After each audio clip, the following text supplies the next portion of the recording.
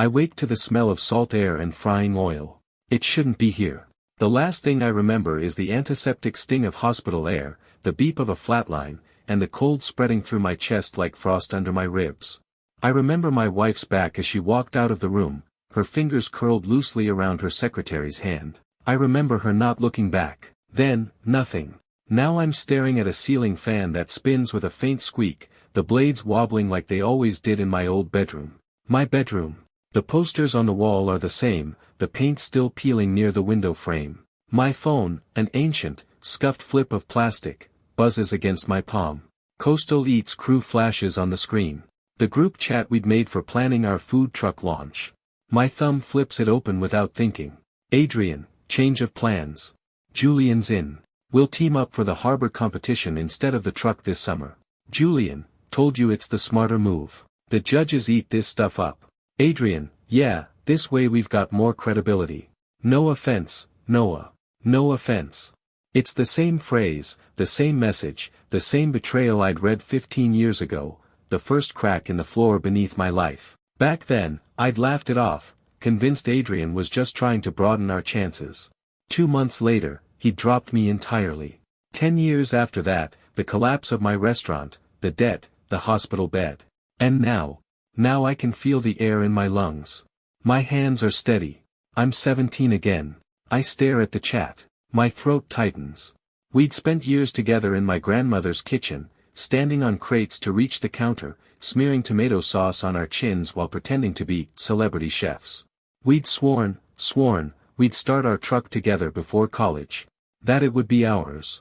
And here he was, tossing it away in a single text. My fingers curl around the phone until the plastic creaks. A memory slices in. My grandmother's recipe book, its pages crinkled from steam, the ink faded but still smelling faintly of rosemary and garlic. She'd pressed it into my hands the week before she died. For when you make your dream real, Noah. That dream wasn't Julian's.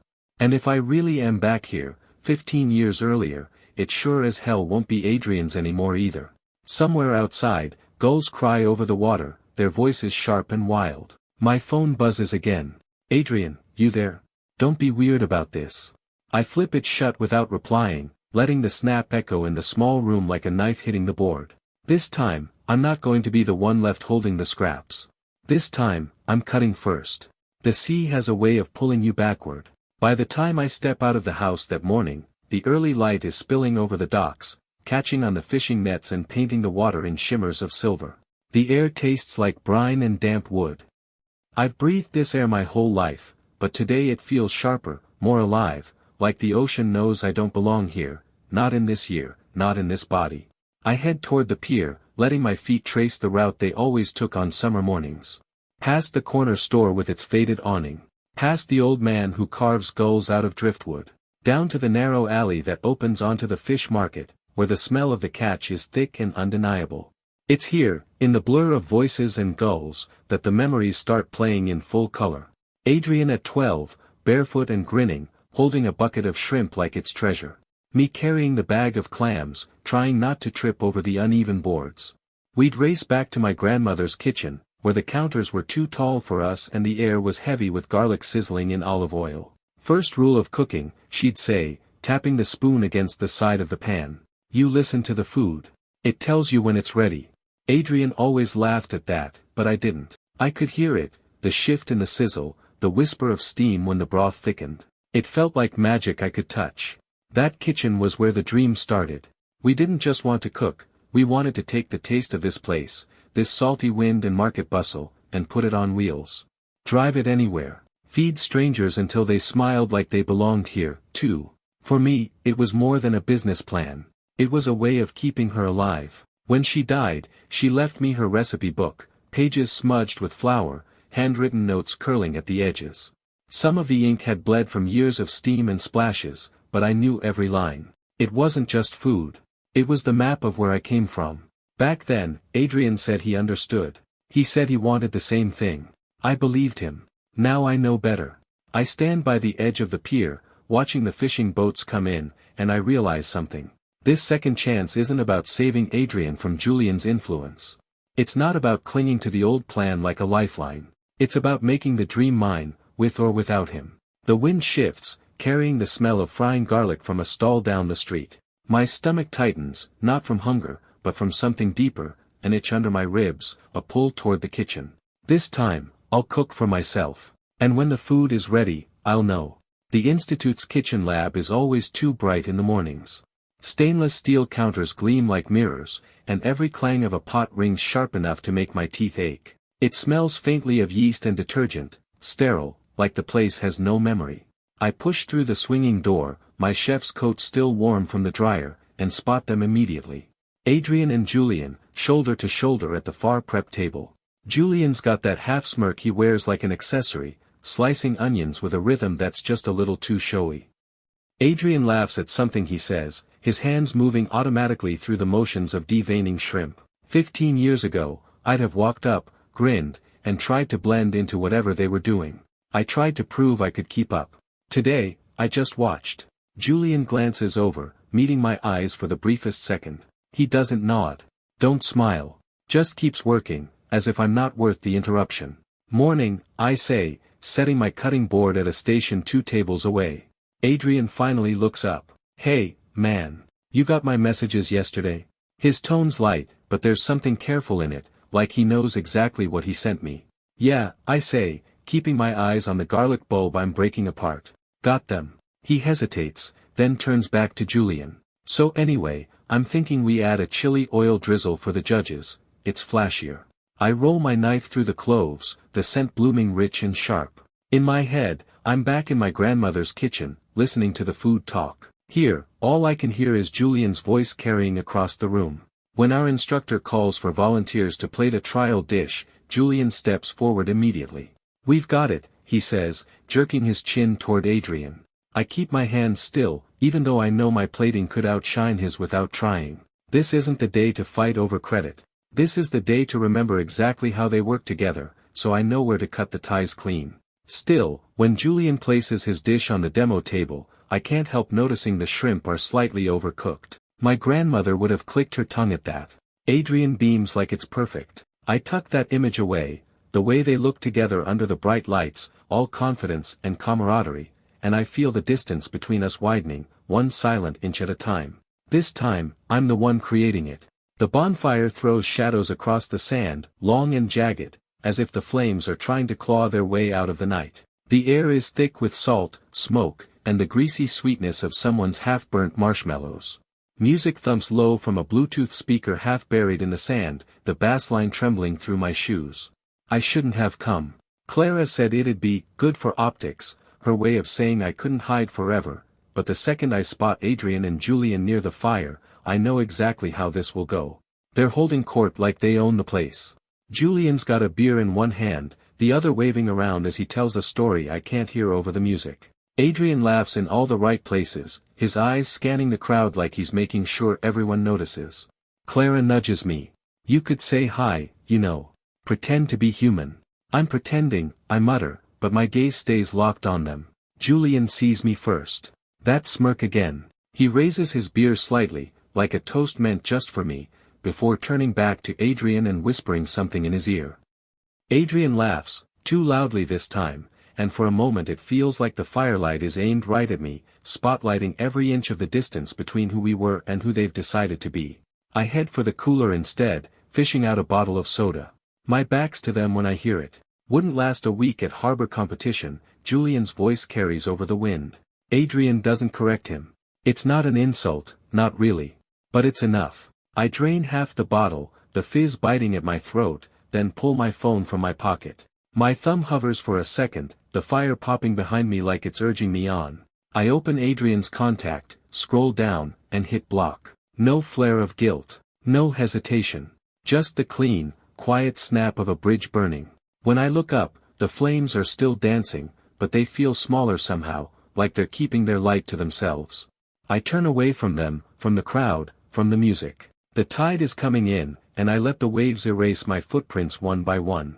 This time, I'm walking my own path, and I'm not leaving a trail for anyone to follow. The harbor smells like grilled fish, spilled beer, and competition. The annual Taste of the Coast festival has every food stall packed into a strip along the pier, each one competing for the same thing, a place in the harbor competition lineup. Win here, and you're on the map. Lose, and you're just another name on a clipboard. I'm manning a small stall I rented with my own money, nothing fancy. Just a folding table, a portable burner, and a menu I can cook in my sleep, garlic shrimp over lemon herb couscous, plated on biodegradable paper bowls. Simple, clean, exactly as my grandmother taught me. Across the walkway, Adrian and Julian have set up what looks like a stage production. Polished chrome counter, printed banner with their faces on it, music pumping. They've got matching aprons. Matching. I don't go over. I don't even look at them, until I have to. Halfway through the afternoon rush, one of the festival judges stops at my stall. She takes the bowl I hand her, inhales, and I see her eyes soften before the first bite. Balanced, clean, the garlic's not overpowering, she says.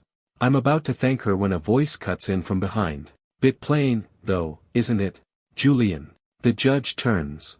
He's holding one of their plates, shrimp skewers lacquered in some glossy sauce, served with charred pineapple. It looks pretty. Too pretty. Depends on what you're looking for, the judge says diplomatically. Julian laughs like she's already agreed with him. If you want real coastal flavor, ours has the edge. Right, Adrian? Adrian's smile is tight. We just wanted to bring something fresh to the table. The judge nods politely and moves on, but I can feel the sting settle under my skin.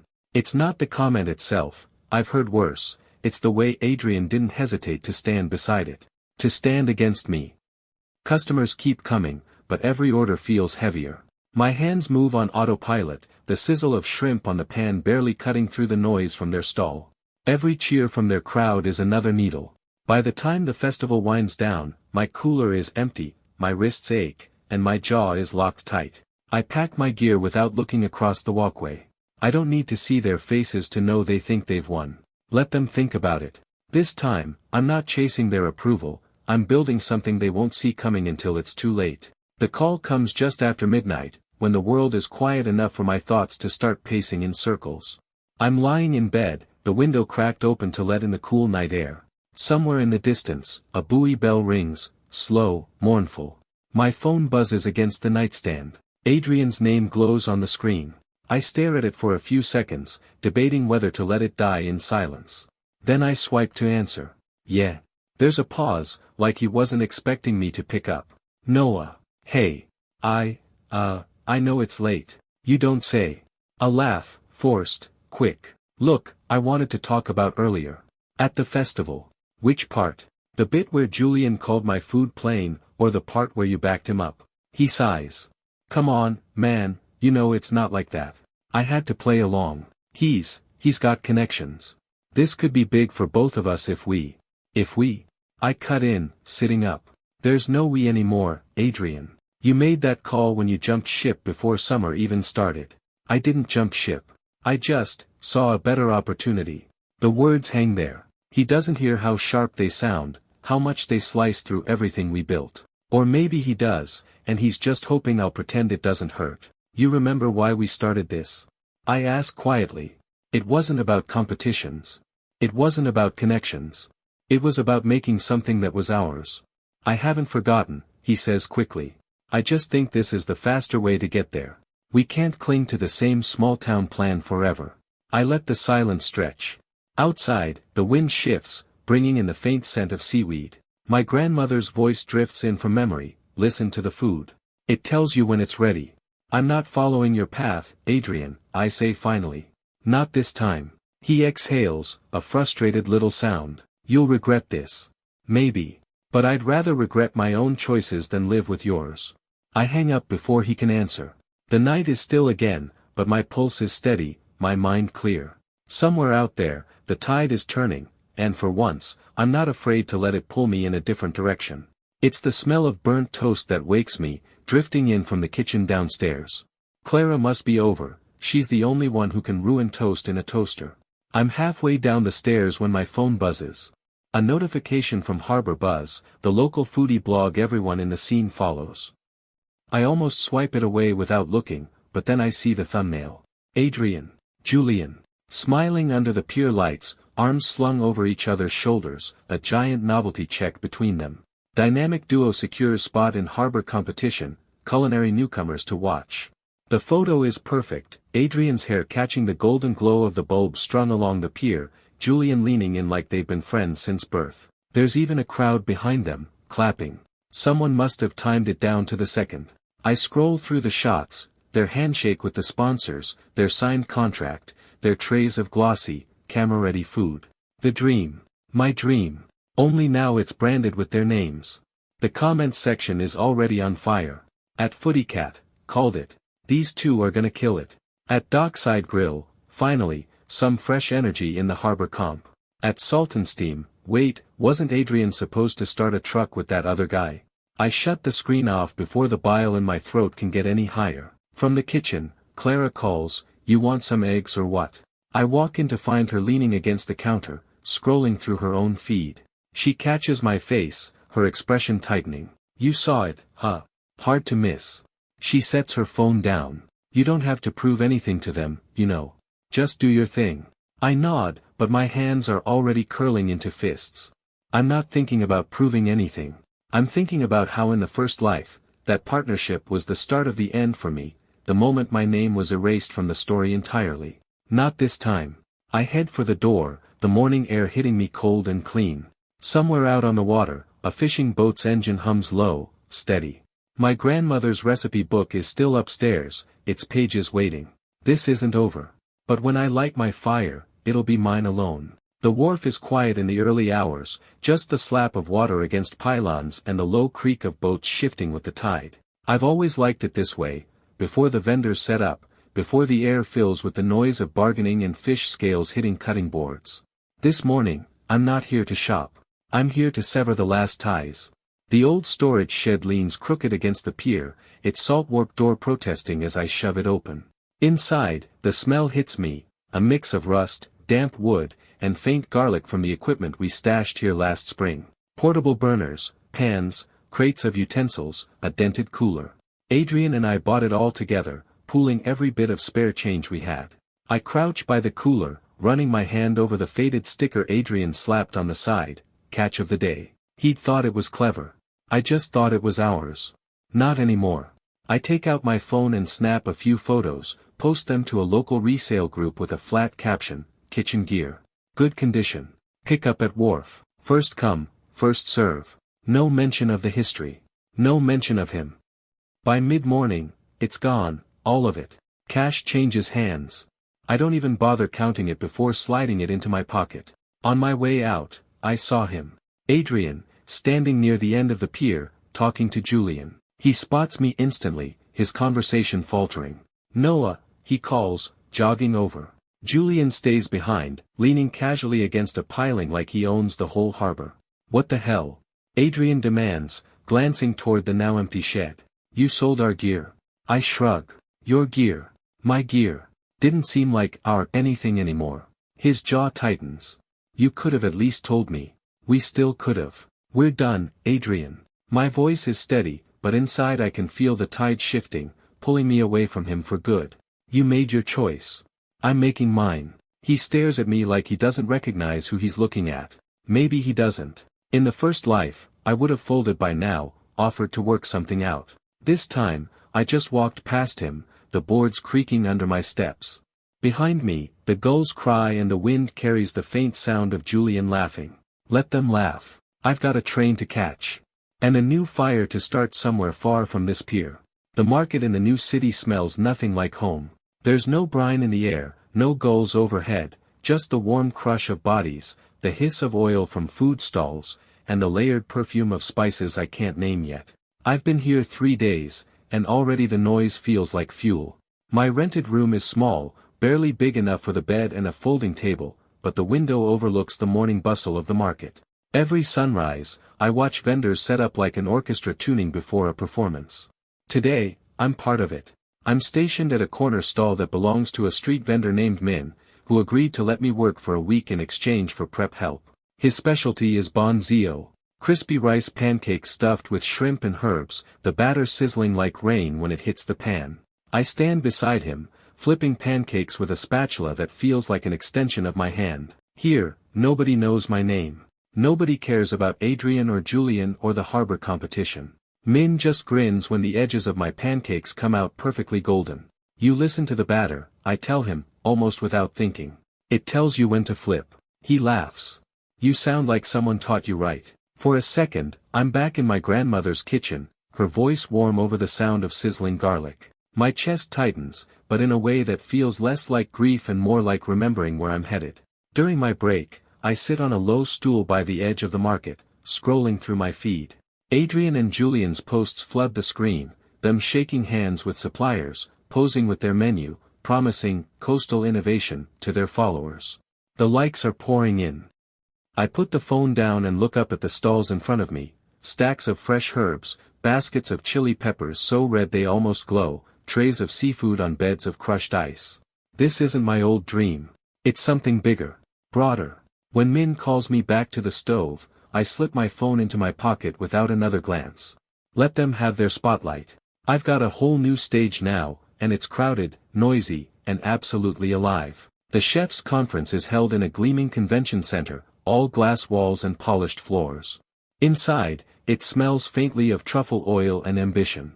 Every corner hums with voices, chefs trading secrets, vendors pitching gadgets, food writers scribbling notes between bites. I'm here with Min, helping run his booth. We're tucked between a specialty knife maker and a stall selling imported spices. The steady rhythm of our work keeps my focus narrow, until I hear a voice I know too well. Noah. I turn, and there he is. Adrian. He looks almost exactly the same as when I left, except sharper somehow, the lines of his jaw, the set of his shoulders. He's wearing the branded apron from his and Julian's venture, logo stitched in gold. The sight of it is like catching the glint of a blade.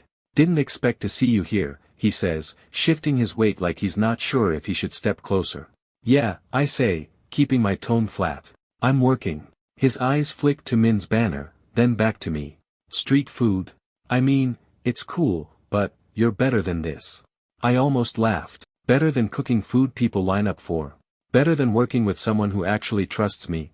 A flicker passes over his face, maybe guilt, maybe annoyance. Julian and I are doing great. I've seen the posts.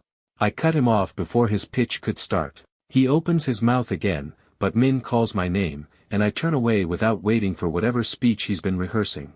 I can feel his eyes on my back as I ladle batter into the hot pan, the sizzle loud enough to swallow the silence between us. For a moment, I imagined this scene from the first timeline, me, desperate to keep the bridge intact, nodding along to whatever justification he had. But that was then.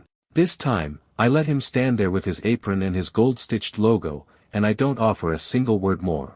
If this is a knife's edge, I'm the one holding the handle.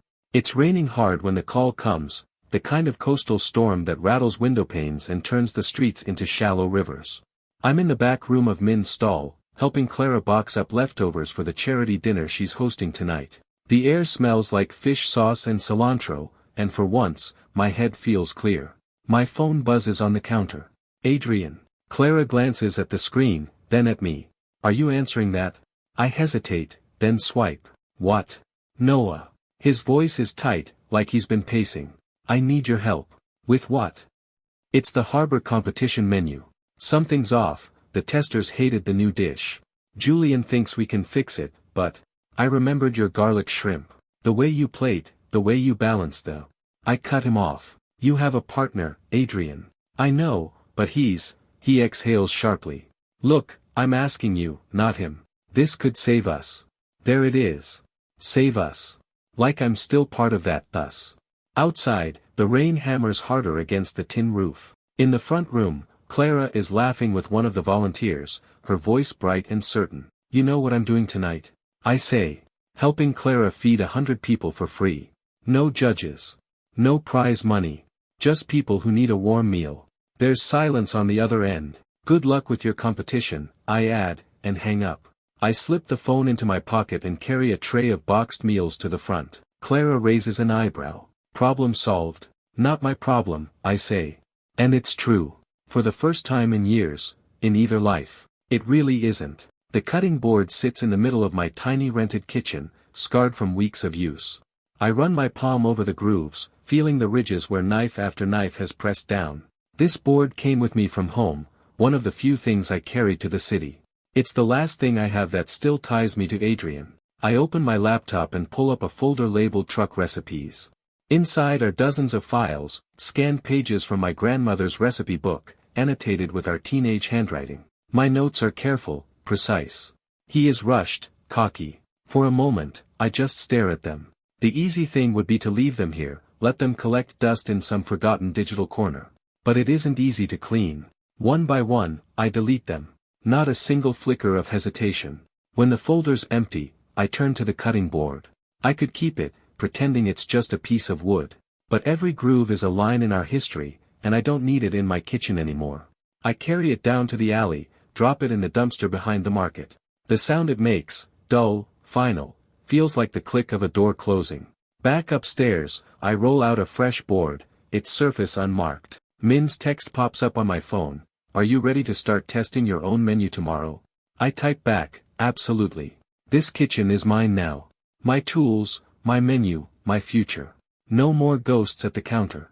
The first time I see Elena, she's standing in the middle of Min's stall like she's been there all her life, even though she only just arrived from the bakery across the street. She's holding a box of pastries, glossy fruit tarts and delicate millefeuille, like they're a peace offering to the gods of the market. Min said you needed a dessert person, she says, her voice light but sure. I'm Elena. I glance at the pastries. You're hired. She laughs, but it's the kind of laugh that says she's already thinking about flavor profiles and plating ideas. By the end of the week, we're testing a menu together, my savory dishes, her desserts, and the stall smells like garlic, butter, and fresh strawberries. It feels alive. The kind of life I used to think only happened when Adrian was in the room. Turns out, it's just what happens when you work with someone who doesn't treat you like a backup plan. One afternoon, while Elena is piping cream into choux buns, my phone buzzes. The name on the screen freezes my hands, Adrian. I almost let it go to voicemail. Almost. When I answer, his voice is raw. Noah, we didn't make it past the prelims. Julian's out. I don't know what I was thinking. Can we just meet? Talk. I look at Elena, her hair falling forward as she leans over her work, completely focused. My answer comes easily. No. We don't have anything to talk about. There's a beat of silence. You don't mean that. I do. And I'm busy. I hung up. The hum of the market fills the space where his voice used to sit in my head. Elena looks up, curious. Everything okay? Better than okay, I say, and mean it. The old fire is gone. This is a new heat, and it's mine. The market is quieter in the early morning, before the rush. Vendors are still unpacking crates, the air damp with the scent of rain from the night before. I stand at my stall, apron tied, hands resting on the counter, watching steam curl from a pot of broth. It's opening day for my menu, the one I've been building for months, dish by dish, note by note. Min insisted my name go on the board, though I kept the lettering small. I don't need it screaming at anyone. The food will do the talking. As I arrange the garnish for the first order, my phone buzzes. A message from Adrian. No greeting, no preamble, just a photo of the old truck we once dreamed of fixing up, parked on some side street. Underneath, he's typed, "Wish you were here." For a moment, my chest feels heavy. Not with longing, but with the echo of what used to be. I slide the phone back into my pocket without replying. The first customer steps up, and I hand over a steaming bowl of shrimp noodle soup. They take a bite, close their eyes, and smile. That's the only message I need today. In the corner of the stall, a small jar holds a handful of seashells, ones I picked up from the beach behind my grandmother's house before I left for the city.